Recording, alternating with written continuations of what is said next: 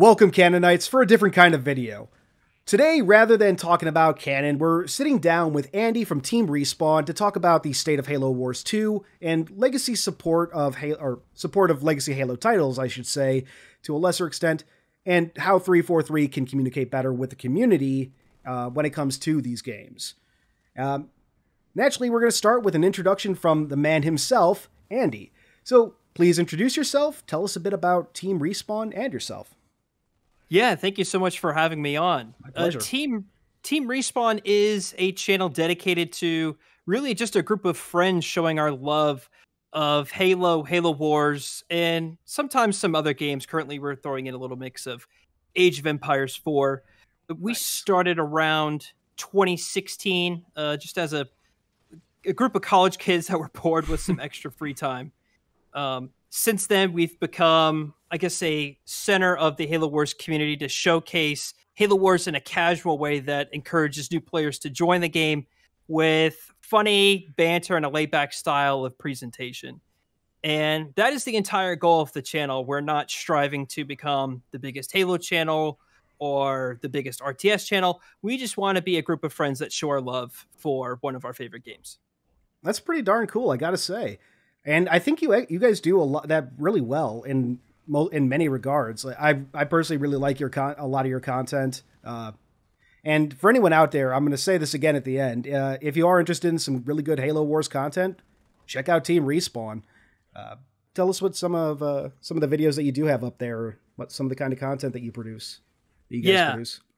And thank you for the kind words. I also love watching like your weekly updates and thank you. All the Canon videos as well. So I'm also a big fan of your content. So I think one of the most unique pieces of content that we do is our Super Turtle series, which is there's a couple of maps in Halo Wars 2 that really favor playing defense. And we'll try to see how long these matches can go without actually attacking. Oh, wow. So it's really trying to see if other players that we randomly match up with in matchmaking can try and break our defense. To date, our longest video is about 5.5 hours. Oh my goodness. In a single match. And the game actually crashed. We weren't actually able to get to the end of that match. And the people that we played messaged us and they said they were prepared to go for 12 hours. So Jesus. God only knows how long that one would go on for. Oh my goodness. We have some older videos where we tested the strength of units against each other. There's another great content creator, those, really good gaming, that does that really well as well. And we'll try the awesome modding videos, or I'm sorry, the modding content for Halo Wars 1. That Halo Wars 1 has a great modding community. I like to showcase their great work as well on the channel. And I personally appreciate that because you guys have highlighted some really cool mods. You and a few other channels that I love to follow. You're right. There's a lot of really good content for Halo Wars, the definitive edition. But that's not what we're here to talk about. Let's move on to our second main question, which is, how did you get into Halo as a whole? I think it's pretty basic to how a lot of Halo players today would say, is that they had a friend or a neighbor who had an original Xbox. And in my case, it was my best friend. He had an original Xbox with Halo 2. And of course, we played custom games all night across all of the maps when we have birthday parties or whatever when we were kids. He eventually upgraded to a 360 and got Xbox Live way before I did. So I was over at the house all the time and we were playing matchmaking in Halo 2. So I really started on Halo 2, but of course, played every single Halo game since, and the original as well. There was just something special about Halo 2 at the time. There was really nothing like it back in 2004, 2005. I couldn't agree more. That's kind of how I started too. I had a friend with Halo 2 and spent a whole lot of time over at his house playing those games. It was like the first time you play it online, you were kind of blown away. You're like, all of these characters are real people somewhere in the world playing at the same time. It was mind-blowing back then. Yeah. So while you're very clearly passionate about Halo, your passion seems mostly directed towards the Halo Wars part of the franchise. What was it about these games that caught your interest? My love for Halo Wars really came from its developer of all things, Ensemble Studios, because my first computer game I ever played was the original Age of Empires It was just something I think my dad picked up, and then as I grew older, I started playing it and fell in love with that game. I ended up playing Age of Empires 2 as well as Age of Mythology. That was probably one of my more favorite games made by Ensemble. And of course, Halo Wars 1 was the final game made by that studio. So it really merged my two loves, the love of that particular studio as well as Halo. Um, and it came out on the 360 at such a time when Halo was really exploding in popularity. And it was just something that it came at the right time. There was no strategy game like it when it launched. And it was just so cool to see your two loves come together in this perfect storm of a game. Once again, I could not agree more. That's pretty fantastic. So Halo fans can be a fairly passionate bunch, as I think you've demonstrated just with this discussion so far. Though I don't think I'm alone in noticing that the Halo Wars community seems to be a little extra passionate about their games. There is a deep-seated love there that's hard to put to words, at least for me. Why do you think that is? I think it kind of comes down to a few things. Firstly, there's, of course, not a lot of Halo Wars games. We've only received 2 in about 15 years or so. I think it kind of also boils down to how the community of Halo Wars fans feel like how they've been treated. For example, Halo Wars 2 is not on Steam, but we'll see other Microsoft games come to Steam as well. And I think just to have a healthy, growing player base, you need to have your game on Steam. Halo Wars 2, of course, is on PC, but it's kind of buried in either the Windows Store or the Xbox app. Halo Wars 1, fortunately, is on Steam, but there's a caveat there as well. The Halo Wars 1 Definitive Edition doesn't really have matchmaking. It's really just custom browser games. And it also doesn't have crossplay. So if you have Halo Wars 1 DE on Steam, you have a buddy that has it on Windows and another buddy that has it on Xbox One. None of you can play with each other. Damn. And so I think it's kind of set up to where there's a little bit of extra hurdles to really enjoy these games to their fullest extent. And that puts it as a disadvantage already because RTS games are a niche, of course, of a genre. It's not everyone's cup of tea. Absolutely.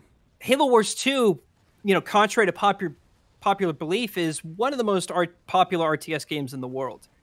There's not really many RTS games more popular than Halo Wars 2. I would probably say Age of Empires, of course, StarCraft, and Company of Heroes, and maybe the Total War Warhammer games as well. But Halo Wars 2 is probably in the top 5. We started that question off talking about why fans would be very passionate. I think you just made a very good, at the very least, a very good show of that passion from the Halo Wars community. From your answer, it seems like just the hurdles to kind of really get into Halo Wars 2 compared to some of the other not Halo Wars 2 specifically, but Halo Wars as a series compared to the rest of the Halo franchise. It seems like the very fact that you have to have an existing deep passion for it is what results in the passion seen in that niche of the community, or in that section of the community, I should say. Yeah. But with these hurdles, I think it makes it harder for a player who may be curious about these entries. These hurdles can maybe turn them away. Whereas if with less barriers of entry to enjoy these games, we may have a player that comes into this community and understands that, hey, like when these games work, they're fantastic. Their campaigns are great. Halo Wars 2 specifically has a ton of post-launch content that's awesome, especially the Awakening of the Nightmare campaign. Oh, man. It's phenomenal stuff that they've made. There's no question about it, but it's hard. The community perceives it to be a little bit harder to get in and just enjoy these games because of the little caveats that are placed within these titles. And as Team Respawn, we want to be able to showcase our love for this game and welcome as many players as possible into it. And when it becomes more difficult to just get started with it, it's disappointing, is all I would say for new players. Well, I think that leads us perfectly into our next couple of questions, which we'll talk a little bit more about more recent activity with Halo Wars. So about a year ago, 343 Industries formally announced that they had no further plans for Halo Wars 2 beyond basically monitoring it and its operation. How would you describe the reception to that news at that time? I think the community was disappointed, of course, but me personally, I was a little bit relieved because for a few months prior to that, we were wondering if they were actually going to announce this, um, or if they were just going to maybe leave us in the dark. And so I'm glad that they Hmm. announced this. It just goes to show that they wanted to be a little bit more transparent with this community. Of course, we're disappointed that none of the new content that we thought would come reached the game, but I'm glad that they announced this. And, of course, they got to focus on to Infinite, which I don't think we knew at the time if Infinite was announced. It might have been. No, yeah, Um, I think that was like early 2020, early 2021. It okay. wasn't, Yeah. yeah. So I we looked it definitely up knew. before the discussion, but yeah, I looked a little bit into it. So it wasn't So it terribly completely old. makes sense. I mean, Yeah. Halo Wars 2 isn't the most popular game in the world by any stretch of the imagination. So Yeah. I totally get it. Mhm. So, as fans may know, Halo Wars 2, Halo 5, and actually Halo Infinite all experienced service outages that, well, it would have been last week by the time y'all are listening to this. So, though, while Halo Infinite's outage, pardon me, was addressed fairly quickly, Halo Wars 2 and Halo 5, that ended up lingering. So, can you give us just a brief timeline of events as you saw them out? Or as you saw them play out, sorry. So I saw some messages from players around February 22nd that the game was down. I sent an initial tweet to 343 asking if the servers were down. I tested it myself. I didn't was unable to find some matches. It's really difficult for Halo Wars fans to submit tickets. Their website's a little bit cumbersome to use, and the response time is a little bit longer than I think players would like. So usually I would find the fastest way was to ask 343. By the next day, I hadn't seen any reply from any of the members on the 343 community team, and I got a little frustrated. So I posted my frustration in a follow up tweet, and I didn't really see any traction on that until I saw a reply regarding the status of Halo Wars 2. You mentioned the fact that it can be very cumbersome to report tickets on the Halo support site, and at least for my own part, I went there and there didn't seem to be any easily accessible documentation about how to report for Halo Wars 2 and Halo 5. Now, to be clear, for anyone watching, you can report for these games, and I'll put some footage up because at the very least we can show right now how you are supposed to report for legacy Halo titles should they have issues, bugs, or in severe cases, outages. But I think that brings us to the actual point of this video. What would you like to see 343 do to make reporting issues like this, be it something as severe as an outage or something lesser, whatever that happens to be? How would you like 343 to improve the process of reporting this for the community member? How can they make it easier? Sorry. No, that's okay. I think the easiest way is to be clear about the correct process for reporting these issues. Maybe the correct way is to say a pinned tweet on all of the community members' Twitter profiles with a list of supported steps saying, like, hey, reaching out to us isn't the most effective way. Go to Halo support. Maybe new players don't know that the Halo support site even exists. They think the easiest way is just to reach out on Twitter. I would also maybe like to see that if the Halo Wars game doesn't work, there's some automation in the code of Halo Wars where the Halo support Twitter account automatically tweets out an outage. I think the turnaround time, even on the Halo support Twitter account, is fairly slow as well. Sometimes there's an outage on Halo Wars 2, and that account doesn't even acknowledge the outage or the resolution of that outage. So I think it's more just about being communicative with the affected players and showing out a detailed list of steps on how to effectively report these problems. I definitely agree. It's documentation on the website and how to properly go through submitting a ticket or finding a resolution for your problem is something that could stand to be updated. Do you have any last thoughts before we wrap things up?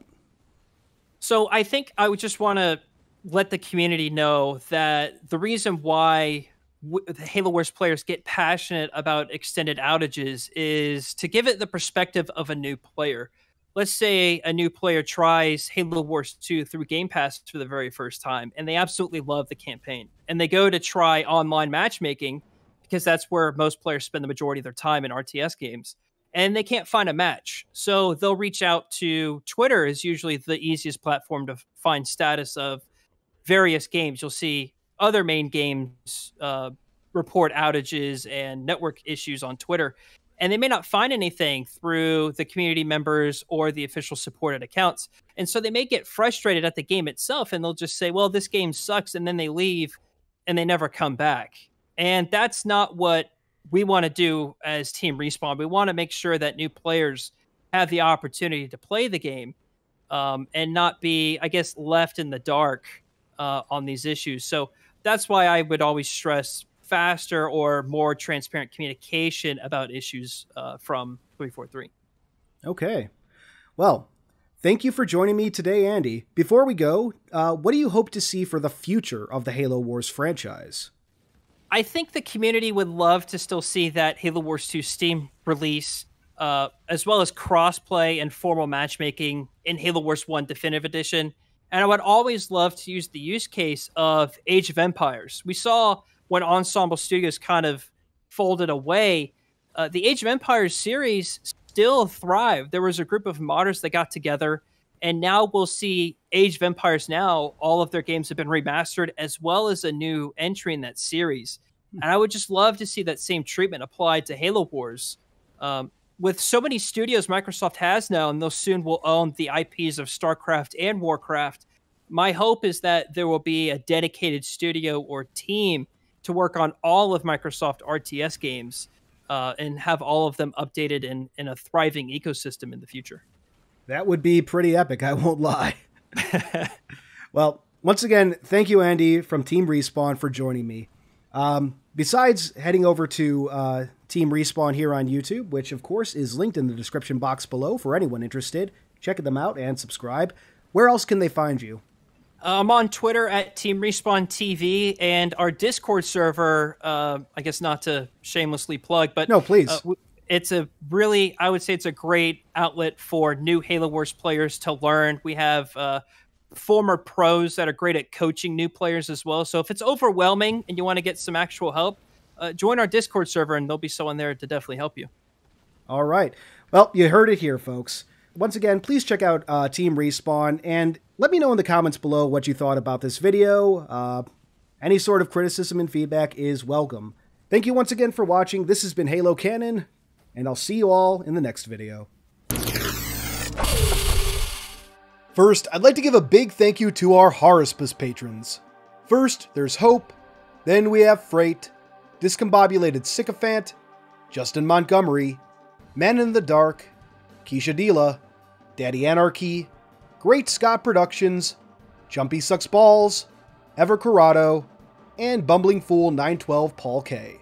Thank you all for your amazing support of the channel. Next, I'd like to thank our theoretical patrons. If you'd like to see your name here or get a direct shout out, check out patreon.com/halocanon. You can simply support the channel or get additional benefits, such as behind the scenes materials, including raw audio for upcoming videos, or even shoutouts like this. All patrons now get early access to certain videos as well, and your Patreon title will appear in the Halo Canon Discord. However, your continued viewership is more than enough for me. If you enjoyed this video, please consider giving it a thumbs up, and maybe even subscribing to the channel if you aren't already. If you really enjoy my stuff, turn on that notification bell so you can be among the first to see new videos when they release. But for all my fellow Canonites, keep on being awesome.